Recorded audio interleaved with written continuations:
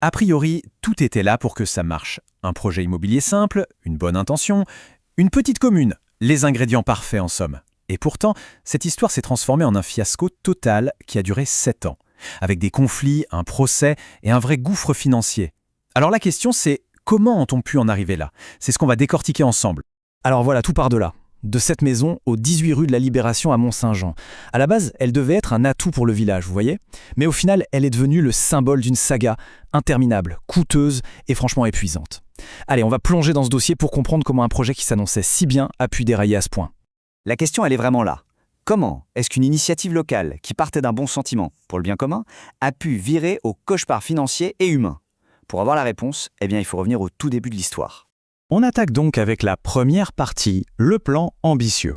On est en 2018 et au départ, sur le papier, tout semble parfait. Le plan, franchement, il était simple comme bonjour. Étape 1, la commune achète la maison. Étape 2, elle paye les travaux de rénovation. Et étape 3, elle revend le tout à un professionnel de santé pour un prix qui couvre pile les dépenses. En gros, c'était ce qu'on appelle une opération blanche. Zéro coût pour le contribuable. Du moins, c'est ce qui était prévu. Mais voilà, même pas un an plus tard, premier couac. On est en janvier 2019 et pendant la cérémonie des vœux, le maire lâche cette petite phrase. Il dit en public que le professionnel devrait être, je cite, plus coopérant plutôt que de semer le doute. Aïe! Là, on sent tout de suite que l'ambiance n'est plus la même. C'est clairement le début de la confrontation. On passe à la deuxième partie qui porte bien son nom. Un projet qui prend l'eau. Parce que c'est là qu'un problème technique, a priori banal, va se transformer en un conflit énorme. Alors, le problème au cœur de l'affaire, le voici, l'humidité. Le professionnel de santé signale de vraies infiltrations d'eau, en particulier dans le garage. Et là, il faut bien comprendre, pour un cabinet médical, c'est juste impossible. L'hygiène doit être irréprochable.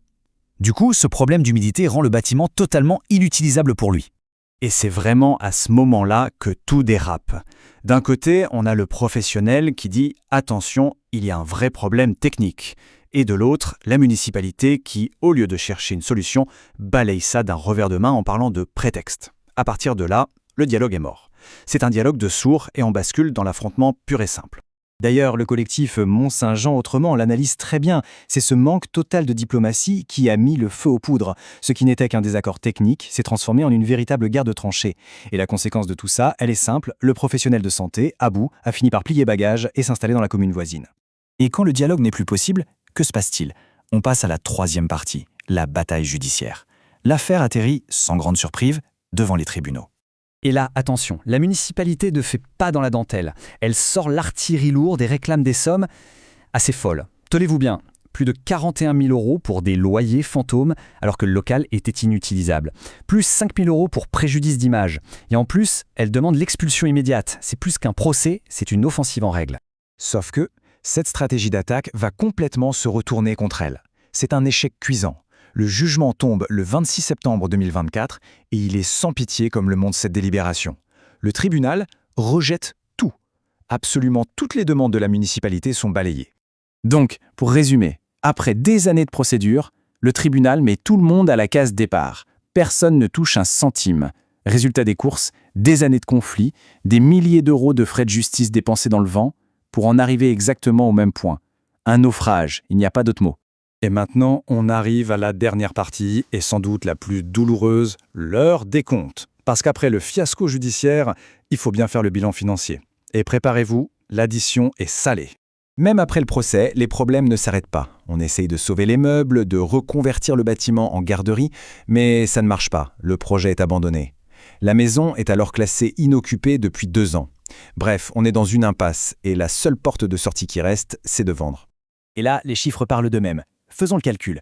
La commune a mis sur la table, en tout, quasiment 204 000 €. Le prix de vente, lui, est fixé à 180 000 €. Ce qui veut dire, au bas mot, une perte sèche de 24 000 € pour les habitants. Et ça, attention, c'est sans compter tous les autres frais. Parce que cette perte de 24 000 €, ce n'est que la pointe de l'iceberg. En dessous, il faut ajouter quoi? Les frais d'avocat, les coûts des expertises, toutes les années de loyer qui n'ont jamais été perçues. Et puis, il y a ce qu'on ne peut pas chiffrer, le coût humain. Toute cette énergie dépensée pour rien. Et surtout, un climat de méfiance qui s'est installé dans le village. 7. C'est le chiffre à retenir. 7 ans se sont écoulés entre le début du projet, qui s'annonçait si bien, et la décision de vendre.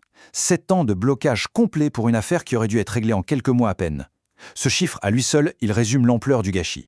Et voilà, on boucle la boucle, on revient devant cette maison. Aujourd'hui, elle est en vente. C'est le témoin silencieux de ces 7 années de fiasco. Ce n'est plus un projet, c'est le monument d'un échec cuisant. Et un rappel très très cher de ce qui arrive quand on arrête de se parler. Au final, toute cette histoire pose une question bien plus large, qui concerne n'importe quelle gestion publique. À quel moment l'acharnement, la détermination à vouloir faire aboutir un projet à tout prix se transforme en un poids insupportable pour les contribuables? C'est la grande question que cette affaire laisse derrière elle à Mont-Saint-Jean.